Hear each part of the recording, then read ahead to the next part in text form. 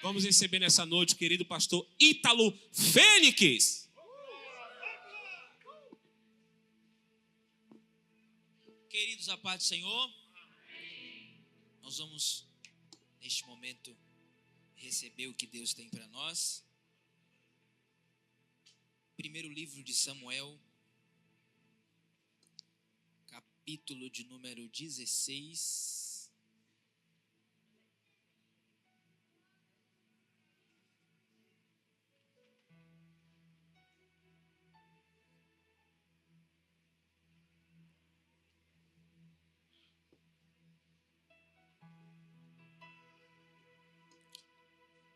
Primeiro livro de Samuel, capítulo de número 16, estamos felizes, estamos debaixo desse propósito aí, desta campanha. Nós já fomos ministrados na primeira semana pelo pastor Heron Cruz, poderosa palavra. Na segunda semana fomos ministrados pela nossa pastora Isadora,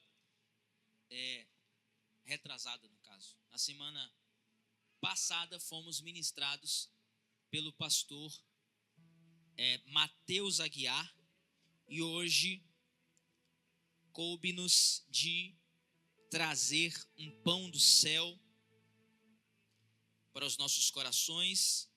Quem achou o primeiro livro de Samuel, capítulo 16, versículo 1, diga amém.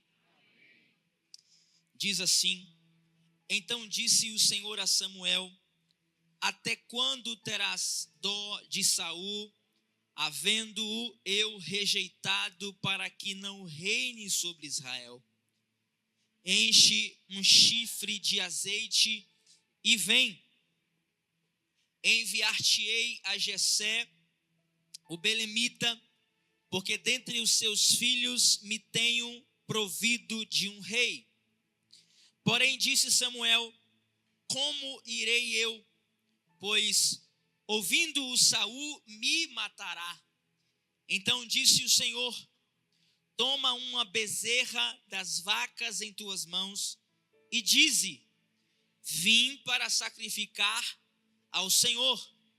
E convidarás a Jessé ao sacrifício, e eu te farei saber o que hás de fazer, e ungir-me-ás a quem eu te disser.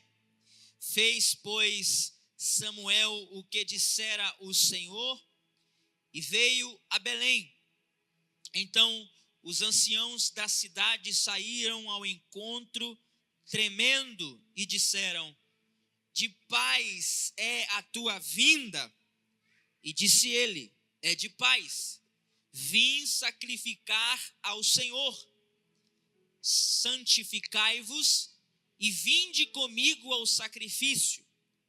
E santificou ele a Jessé e a seus filhos, e os convidou ao sacrifício.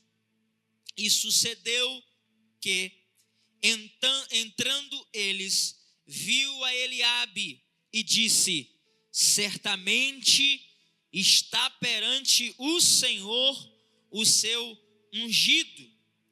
Porém o Senhor disse a Samuel: Não atentes para a sua aparência, nem para a grandeza da sua estatura, porque o Senhor tenho rejeitado. Porque o tenho rejeitado. Porque o Senhor não vê como o homem vê. Pois o homem vê o que está diante dos olhos, porém o Senhor olha para o coração. Então chamou Jessé a Abinadab e fez passar diante de Samuel, o qual disse: Nem a este tem escolhido o Senhor. Então Jessé fez passar a Samá, porém disse: Tão pouco Deus é mais.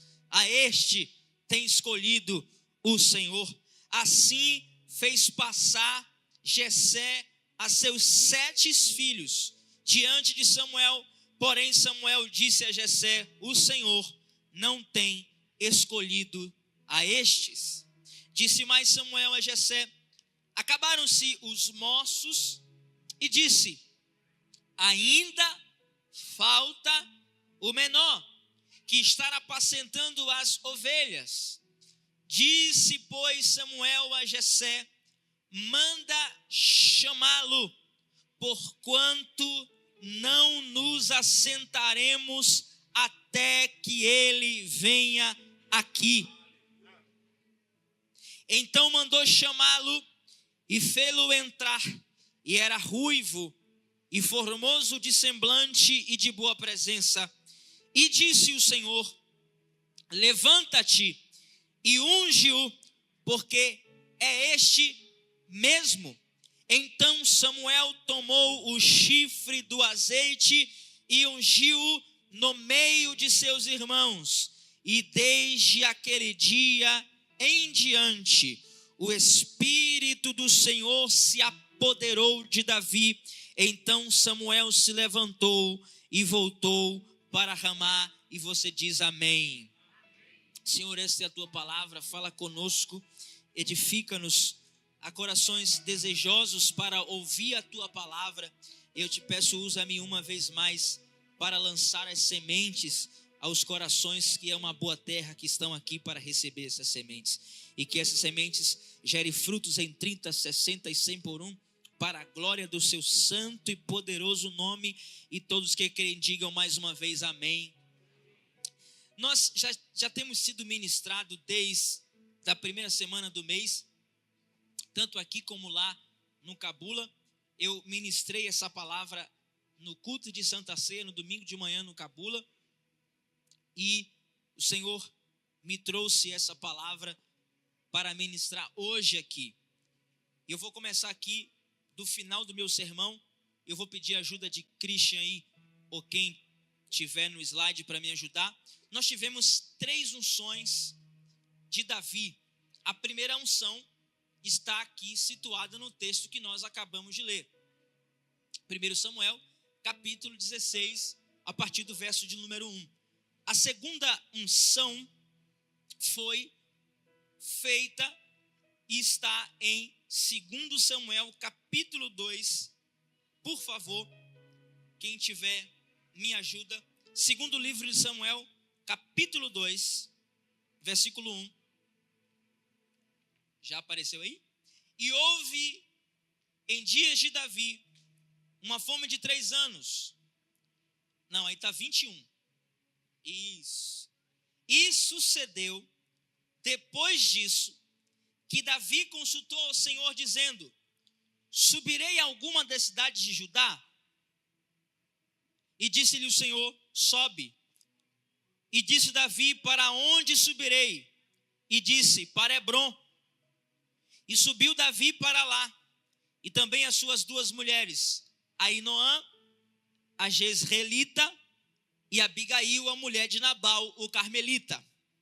Fez também Davi subir os homens que estavam com ele, cada um com a sua família, e habitaram nas cidades de Hebrom. Então vieram os homens de Judá e ungiram ali a Davi, rei sobre a casa de Judá. Agora, a terceira unção que está no segundo livro de Samuel, capítulo 5. Pode colocar, por favor, também, primeiro versículo. Então todas as tribos de Israel vieram a Davi, a Hebrom, e falaram dizendo: ei-nos aqui teus ossos, e tua carne somos. E também dantes, sendo Saul ainda rei sobre nós, eras tu o que saías e entrava com Israel, e também o Senhor te disse: tu apacentarás o meu povo de Israel, e tu serás chefe sobre Israel. Assim, pois, todos os anciãos de Israel vieram ao rei a Hebrom, e o rei Davi fez com ele aliança em Hebrom perante o Senhor, e ungiram Davi rei sobre toda Israel. Quando eu me deparo com esses 3 textos, a pergunta que eu me faço é: Bispo Bruno, por que Deus faz a primeira unção? tendo em vista de que tinha 2 problemas. Quantos problemas? Vamos lá. Se você não foi embora, você está aqui comigo. Quantos problemas? 2 problemas.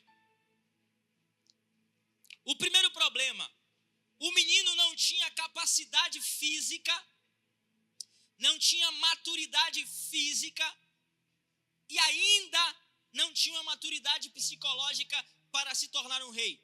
Esse é o primeiro problema. Segundo problema, já havia um rei estabelecido no trono. Por que que Deus decide ungir alguém, decide levantar alguém, se já há um rei no trono, e se esse alguém que ele decide ungir não tem a capacidade psicológica, não tem a maturidade física de se tornar um rei? Deus me fez se lembrar, evangelista Áquila, do texto de Romanos, missionária Dani, quando Deus inspira o apóstolo Paulo e diz assim: eu sou aquele que chamo as coisas que não são como se já fossem. Eu acho que você não entendeu. Eu vou dizer de novo. Deus olhou para você lá na barriga da tua mãe e antes de você nascer diz: não vai precisar nascer para eu determinar o que ele será. Eu acho que você não entendeu. Deus olhou para Jailton, ainda criança, lá no terreiro de Macumba, e disse: Jailton vai ser pregador da minha palavra. Aleluia. Alguém olhou para você e não deu nada, mas o Deus que já viu o fim antes do começo disse: vai ser sucesso. Olha para alguém que está ao teu lado, diga para ele: quando Deus aponta o dedo, não tem ninguém que abaixe o dedo dele. Ele apontou o dedo e disse: vai ser, vai crescer, vai prosperar. Não adianta o homem se levantar. Quando Deus chama, ele garante a chamada. Minha mãe, doutora Alda, tinha costume de ouvir uma música no carro, e ela repetia a mesma música todos os dias.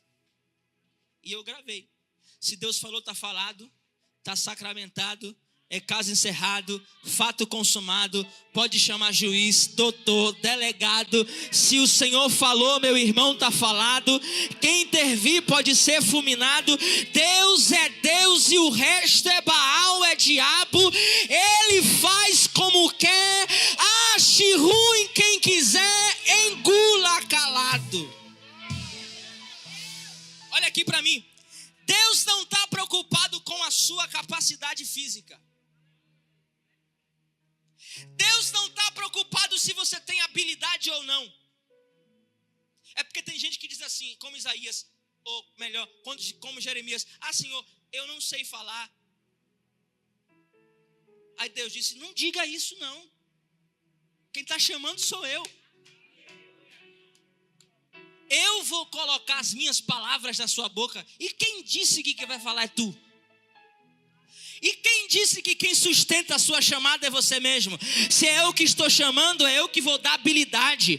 Se é eu que estou chamando, é eu que vou dar capacidade. Se é eu que estou chamando, é eu que vou treinar. É eu que vou preparar. Olhe para alguém que está ao teu lado, diga para ele: só aceita a chamada, só aceita, só aceita. Não questiona, só aceita.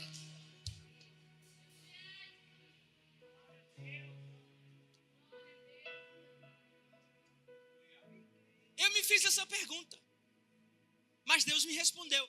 Eu olhei para Davi e antes que ele se tornasse, eu já vi que era. E ponto final. E tem outra.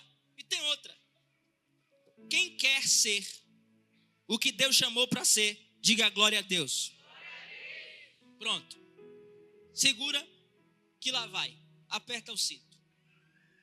Nós só seremos o que Deus quer que nós sejamos quando deixamos de ser aquilo que nós queremos ser.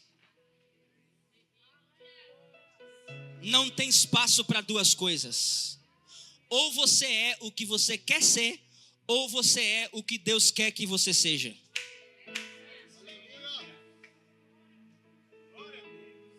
Aí eu tenho que dizer, se fosse Bruno, Leonardo falando aqui, você estava gravando e postando.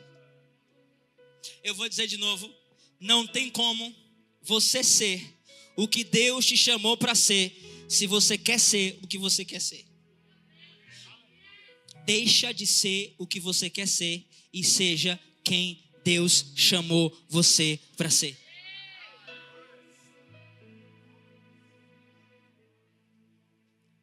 Alguém olhou para Jeremias e disse: vai ser sacerdote, vai estar no templo, vai fazer sacrifício. Deus disse: mas a família é de sacerdote, mas tem uma descendência, o pai era, o filho tem que ser. Aí Deus disse: não, vai ser o que eu quero que ele seja. Deixa eu mudar o cenário. Há quem diga que porque os seus pais foram o que foram, você também tem que ser o que os seus pais foram.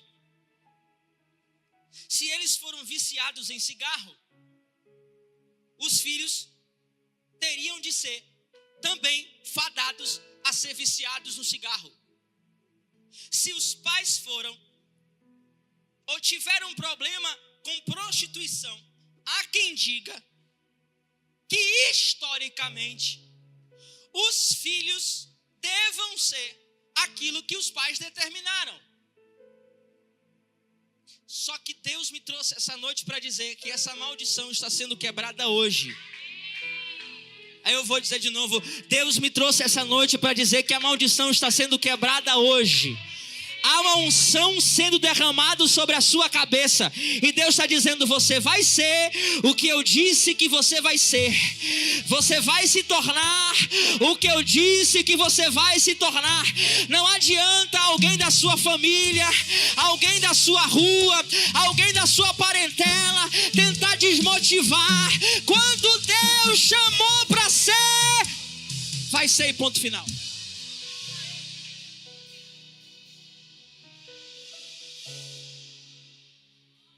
Agora olhe para mim.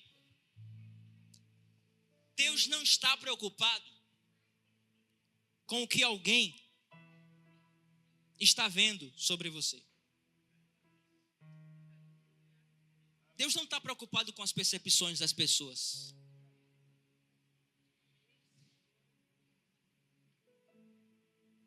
Deus não está preocupado com as percepções das pessoas.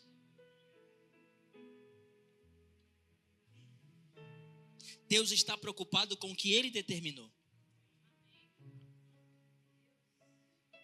É porque tem gente que olha a missionária e diz, olha como ela é exaltada.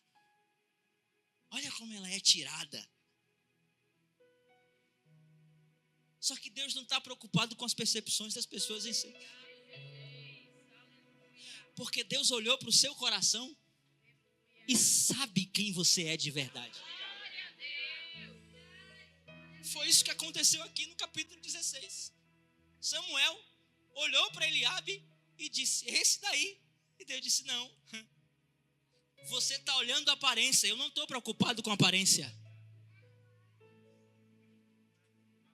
Você está olhando pelo que parece, eu não estou preocupado com o que parece. Você está preocupado com o que está diante dos seus olhos. Você julga o que está diante dos seus olhos. Mas o que importa foi o que eu vi dentro do coração.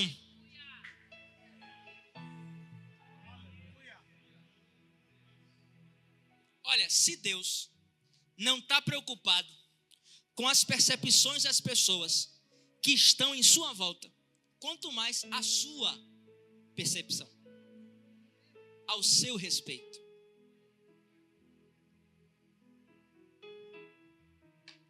Porque você se olha e diz, eu não sou capaz. Eu tenho a certeza que quando Samuel chegou na casa de Davi, eu tenho a certeza porque a Bíblia mostra isso, Ninguém tinha percepção a respeito disso. Ninguém achava, ninguém imaginava, ninguém pensou que Davi seria o que Deus escolheu. Porque a percepção das pessoas não importa. A percepção de Davi também não importa, porque na mente dele, ele era um pastor de ovelhas. Na mente dele, ele tinha que ficar atrás das malhadas, cuidando muito bem das ovelhas do papai. Mas Deus olhou dos céus e viu um pastor de ovelhas escondido atrás das malhadas e disse: tem um trono, tem uma coroa. Oh, meu Deus do céu. Eu vou falar no verbo rasgado para ver se você entende.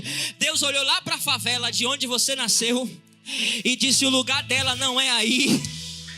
O lugar dele não é aí. Agora começou a entender? Eu tenho que desenhar para você entender.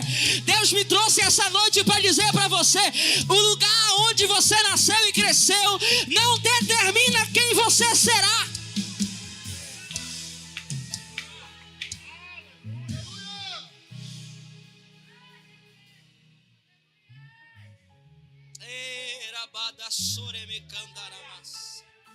Deus ama investir em projetos que parece que não vai dar lucro. Eu não sei porquê, e esse texto me dá uma explicação. Eu olho para alguém que é drogado, que é afundado no pecado, e Deus consegue olhar para essa pessoa e dizer: vai ser um grande profeta. Deus consegue investir todas as fichas nessa pessoa. É porque Deus não vê como eu vejo.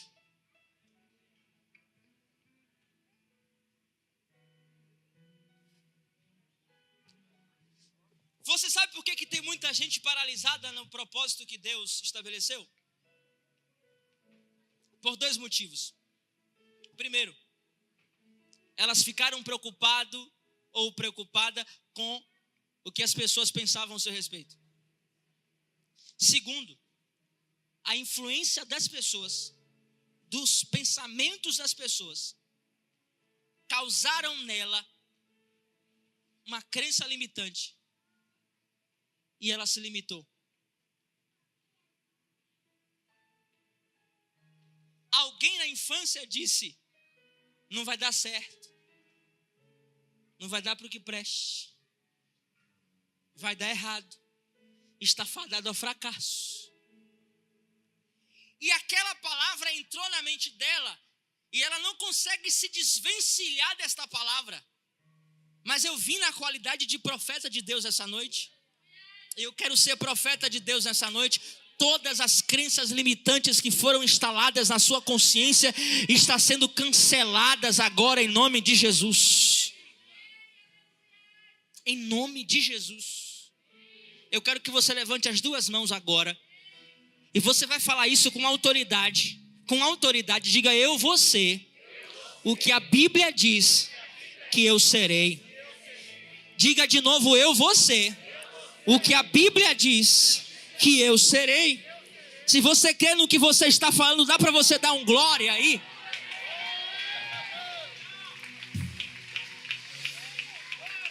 Eu já estou encerrando.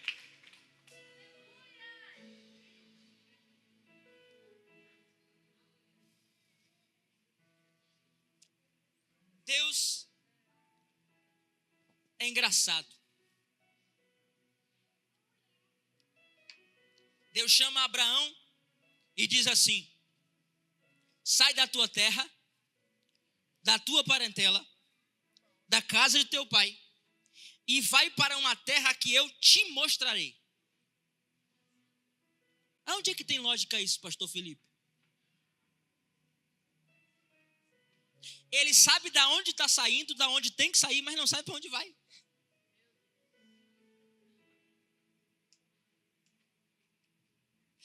Se fosse eu, falava assim, eu preciso saber pelo menos para onde eu tenho que ir.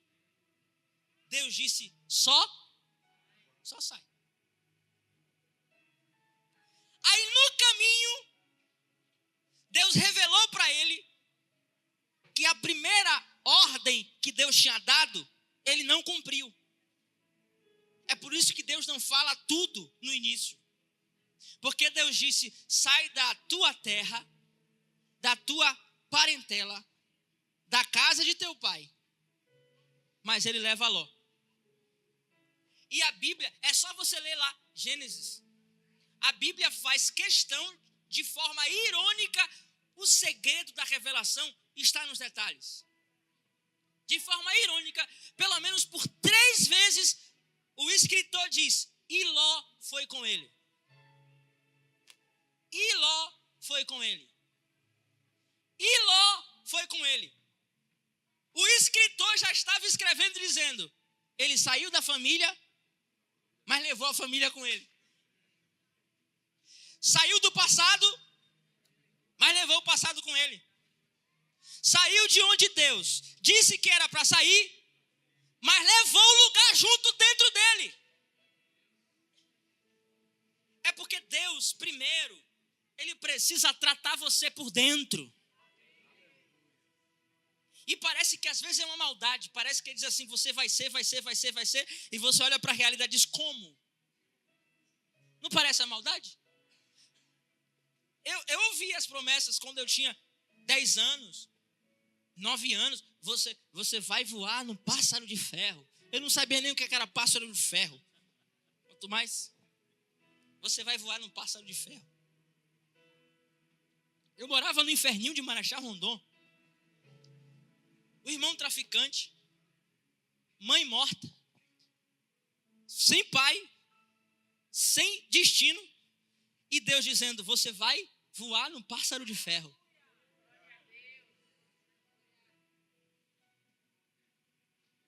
Eu lembro que eu estava num culto de mistério. Sabe aqueles cultos que você tem que entrar sem a sandália? Sabe? Alguém já foi para esses cultos aqui? Você tira o sapato. Mas eu não quero. Tira o sapato, só vai entrar sem o sapato. Tá bom. Aí você entra, aí tem as mulheres do irmanto. Só eu que só fui para esse lugar. Para esse lugar do irmanto. Veio uma irmã marchando. Mas ela veio baixando, bailando num mistério. Eu disse, eita, tô sentindo. Ela chegou e disse assim, tô te entregando um cajado. Eu disse, que cajado?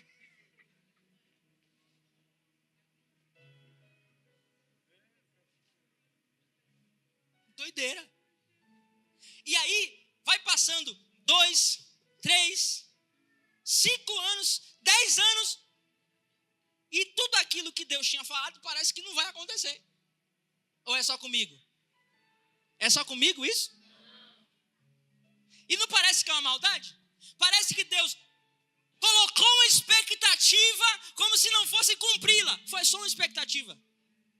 Só que Deus não é homem para mentir. Sim, pastor. Mas por que ele faz isso? Ele faz uma promessa 10 anos antes. O menino tem 15. Só vai começar a reinar com 30.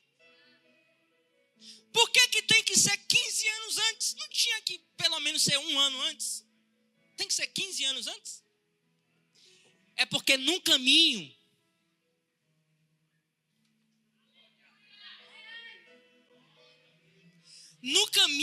ele vai tirando de você, de perto de você, quem não deveria estar. É porque se falar logo, você assusta. No caminho, ele vai tratando o seu linguajar. No caminho ele vai tratando sua roupa, sua forma de andar, sua forma de vestir. No caminho ele vai dizendo, esse ambiente já não é mais para ir, esse ambiente aqui já não é mais para ir, esses ambientes aqui é para tu ir. E no caminho ele vai dando direção, ele vai dando instrução. No caminho ele vai revelando, no caminho ele vai instruindo, no caminho ele vai direcionando. Mas primeiro ele precisa incutir dentro de você que você vai ser, que você vai crescer, que você vai prosperar, Eu vim dizer para você nessa noite que Deus não mentiu na promessa que Ele fez. Eu vou dizer de novo, Deus não mentiu na promessa que Ele fez.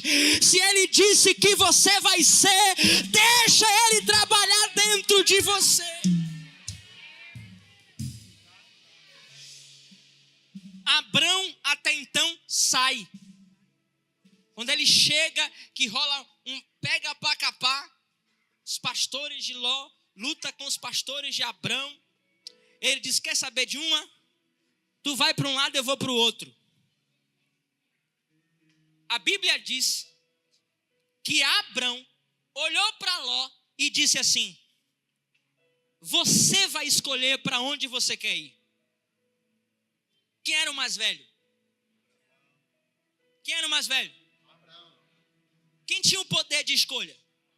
Quem tinha o direito de escolher para onde queria ir? Mas ele olhou para Ló e disse, você decide. Aí Ló disse assim, eu vou para as Campinas Verdes. Porque as Campinas Verdes eu vou plantar e vou colher. E tu já está velho mesmo. Te vira no deserto. Tchau. Vai Ló para as Campinas Verdes. Aí o texto diz, não vou ler por causa do tempo. O texto diz, quando Ló se afasta de Abraão, Deus olhou para Abraão e disse, olha para a frente, olha para os lados, olha para trás, aonde você estiver olhando é seu. Só foi Ló se afastar e Deus disse, pronto, eu te chamei no início e disse, vou te mostrar. Não te mostrei no início porque eu sabia que você era sentimental demais para entender a palavra. Então eu tive que deixar você ir, depois esperar afastar quem tinha que afastar, e depois eu abri o seu olho para dizer, é agora. Olha, aonde você olhar, aonde você pisar, é seu. Vai pisando e profetizando, é meu, é meu.